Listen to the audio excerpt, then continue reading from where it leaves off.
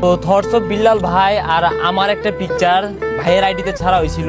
তো আপনারা এত পরিমাণ ভালোবাসা দিচ্ছেন, যেই জায়গায় একটা সেলাই মেশিন কেনার কথা ছিল আমরা সেটার ইনকাম দিয়ে আপনাদের ভালোবাসা দিয়ে 2টা সেলাই মেশিন কিনতে সক্ষম হয়েছি। তো আপনারা দেখছেন বিল্লাল ভাইয়ের পেজে একটা সেলাই মেশিন দেওয়া হয়েছে। তো আরেকটা সেলাই মেশিন আমরা নিয়ে যাচ্ছি এক অসহায় বোনকে দেওয়ার জন্য, যার বাবা মা থাকা সত্ত্বেও তাকে মানে কোনো খোঁজ খবর রাখে না, ভরণ পোষণ দেয় না, তার খাবার অনেক কষ্ট, সে তার দাদা দাদির কাছ থেকে মানে ভরণ পোষণ পাইতেছে, বড় হইতেছে অনেক কষ্ট করে। তো যাই আমরা বাকিটা দেখি। তো ফাইনালি আমরা যে বোনটাকে আমরা এই সেলাই মেশিনটা দিব তার বাসায় চলে আসছি। তো আসার পরে আসলে মন মাইন্ডটা আরো অনেকটা পরিবর্তন হয়ে গেল। আসলে আমার ভিতরে একটা মানে প্রশান্তি কাজ করতেছে যে সঠিক জায়গায় মনে হয় আসলে সেলাই মেশিন নিয়ে আমরা আসতে পারছি। দেখেন বাড়ির পরিবেশ, ইনি হচ্ছে বৃদ্ধ লোক, সঠিক মানে চলাচল করতে পারে না।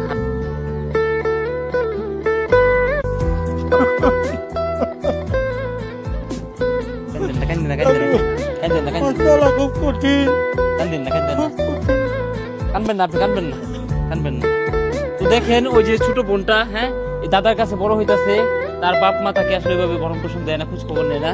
এই বৃদ্ধ মানুষ, আরেকজন আছে দাদি, উনিও বৃদ্ধ মানুষ। এই যে দেখেন বাড়ির পরিবেশ, এখানে খুব মানে কষ্টে তাদের জীবনযাপন। তো আজকে এই সেলাই মেশিনটা আমি ওনাদের কাছে দিয়ে যাব। জানেনই তো সেলাই মেশিন 2টাই কিনা হয়েছিল, বিল্লাল ভাই একটা এক জায়গায় দিচ্ছে। তো এখানে বিল্লাল ভাই অনেক বড় অবদান রয়েছে। তো আরেকটা জিনিস আপনাকে দেখাবো, এর আগে আমি একটু কথা বলতে চাই। হ্যাঁ, এই সেলাই মেশিনটা যে মানে পাওয়ার পরে মানে কেমন লাগতেছে বলেন? আলহামদুলিল্লাহ, খুব খুশি। এখন যদি আমরা এই ফুটেজটা সামাজিক যোগাযোগ মাধ্যমে ছাড়ি, কোনো সমস্যা আছে? না, সমস্যা নেই। বোন, তুমি কি চালাতে পারবা না?